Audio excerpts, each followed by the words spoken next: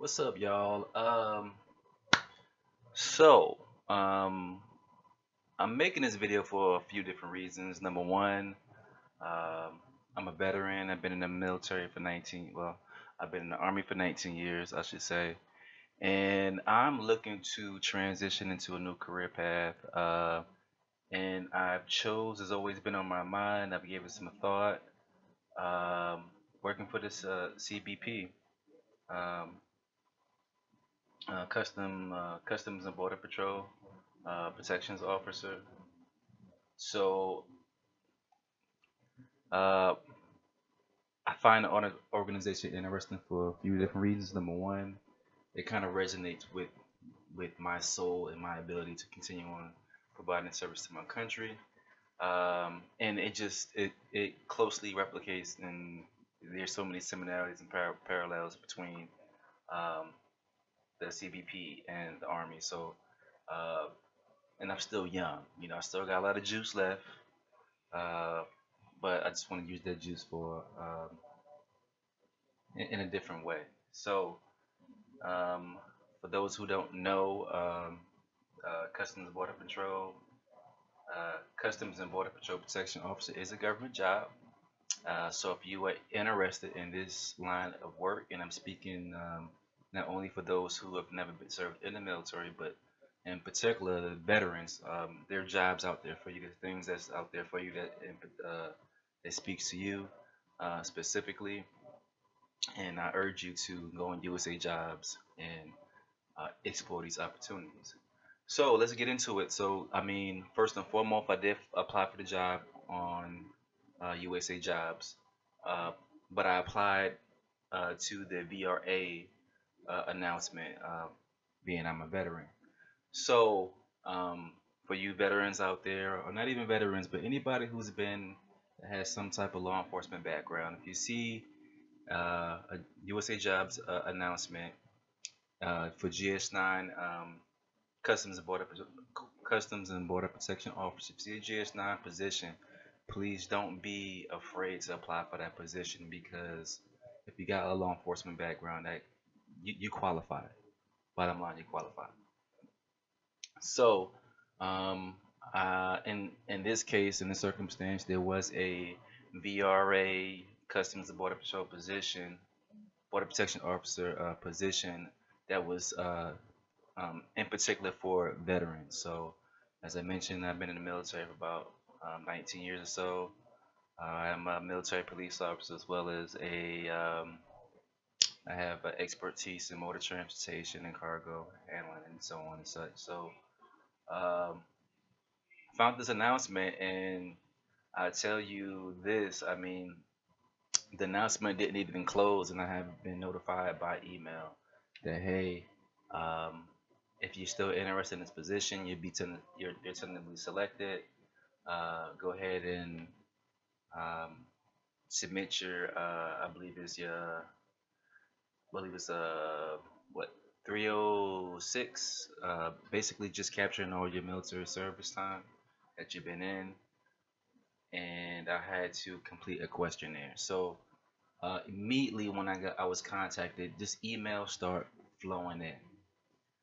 Um, so I would say, because I've been looking at other people's YouTube channels as far as them describing the process, and it happens relatively fast, and they're 100% correct. I just thought that in particular, this would be a good time.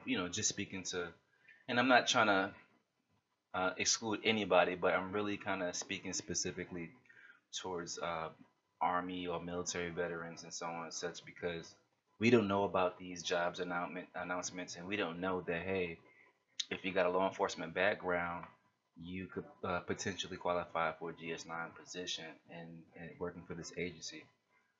So I didn't have to take the test. I did not have to take an entrance exam test. I just completed my Q-tip, my background investigation. And when I mean complete, I mean I submitted. They still have to do the investigation. Um, and I was just contacted 2 days ago for actually I was contacted 4 days ago by email uh, for a medical exam. So the process moves fairly quickly. It moves very quickly. There's a lot of information, but I will say this: whoever, whether you're a veteran, whether you're just anybody who has a law enforcement background, if you anticipate for this process to be over and done with within a few weeks and then making a selection, then you're sadly mistaken. This process is going to take months. It's going to be months and months and months of you just checking the block on whatever needs to be done before you can actually go to the academy. Um, so, I mean, today's date is the 10th of November. So I roughly began receiving emails from the CBP about the 4th of November. So 4th of November, I was contacted in regards to setting up in regards to do the medical exam. It wasn't until like through 2 days ago I was just contacted by email again, saying that I'll be contacted by someone by phone for to schedule an exam. Shortly after receiving that email, actually the same day, I was contacted by someone else to complete my background investigation. So to speak a little bit about that, if you moved around a lot, it might take you a little bit of time, but even still, I mean, I've lived at probably close to 12 to 15 addresses within the last 10 years or so. I move around a lot. I mean, some of that is due to me being in the military, and some of that is due to me just being real particular about where I live at. Because me personally, if I'm living somewhere and hey, I don't like the living conditions, it's nothing for me to move. So I will move very quickly. So I do have a lot of addresses that I have lived at in the past. Um, so if you're somebody like me, who lived in a lot of different states, a lot of different addresses, if you're diligent, you can complete this. You can finish this within a day. I mean, too easy. I actually, when I got the email to complete my background investigation, for the most part, a lot of the questionnaire things that was already pre-populated from a previous investigation because I currently have a secret clearance. So that made it easier. However, I do like to move. Excuse me. I do like to move. So I had to update that.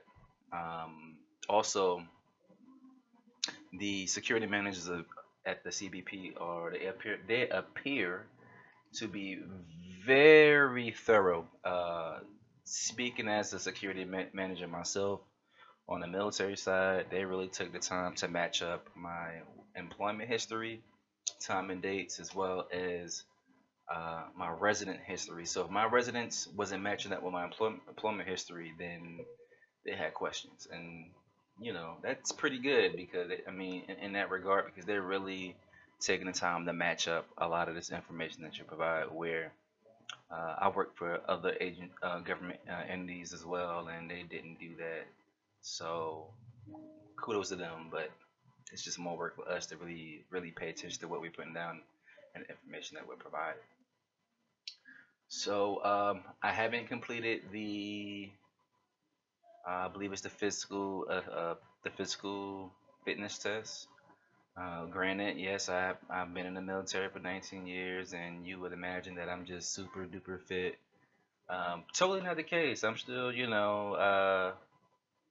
an older gentleman, so I gotta work. I have to really pay attention to um, how I'm working out, my fitness level, and especially my nutrition and how I'm eating. So that's still yet to come. So I mean, I'm about 20% within into the process of being hired. I think the biggest obstacle from what I've researched is the polygraph. I haven't made it to.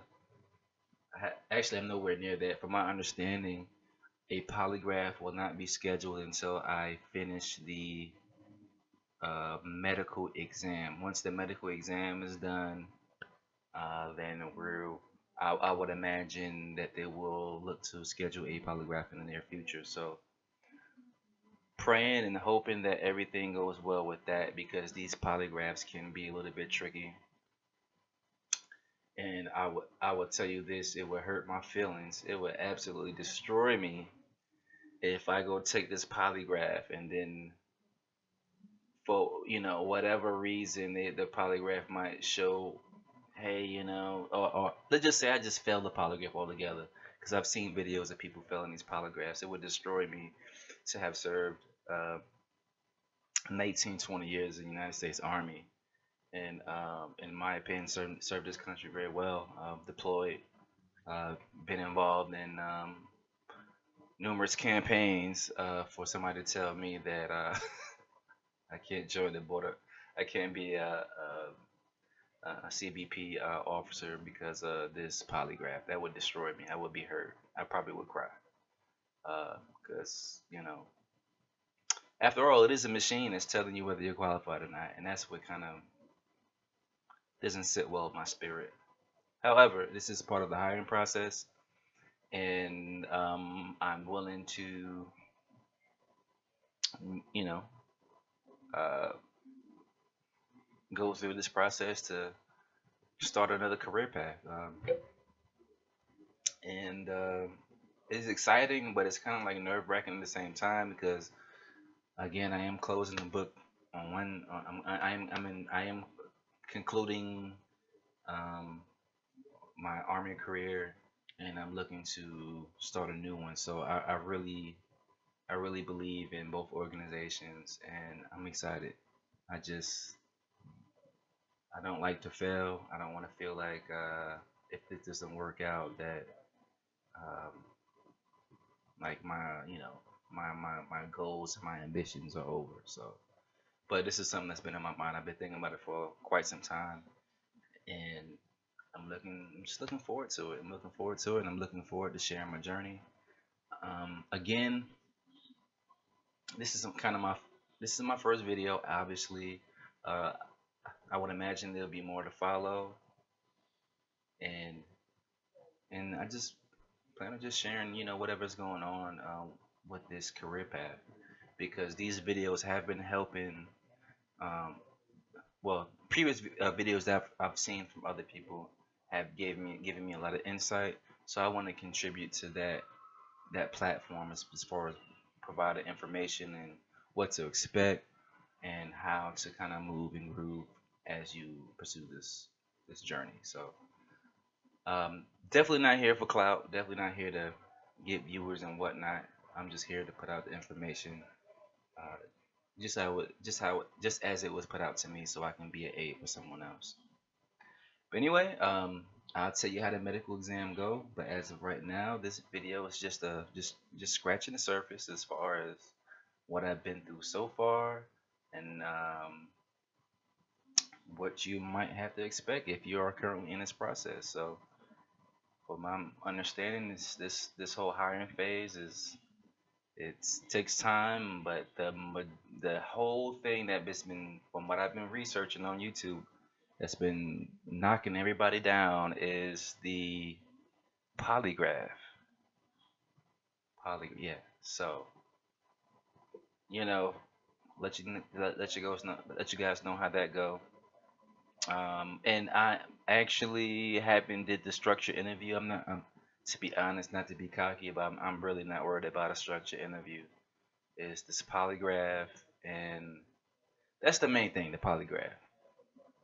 I would hate to be told that I'm not qualified, and I see people who have done these polygraphs and they'll basically publish their results, and they seem like really, I mean, you don't know these people that's on the internet or on YouTube, but they would appear that they were very sincere with their question, with their answers, But a machine had, told them otherwise. So from my understanding, there's been a lot of veterans as well that's been turned away. A lot of qualified veterans that's been turned away because they couldn't pass the polygraph, which is weird because some of these veterans are retired vets, such as myself, and they've already served the country, and now they're being told, hey, you can't serve the country because XYZ or whatever. I get it, but I don't get it. But anyway, that's my time. I appreciate you guys listening. Um, and I look forward to making more videos for your information and you being in the know. Um, it's always best to be in the know. Anyway, see you guys later.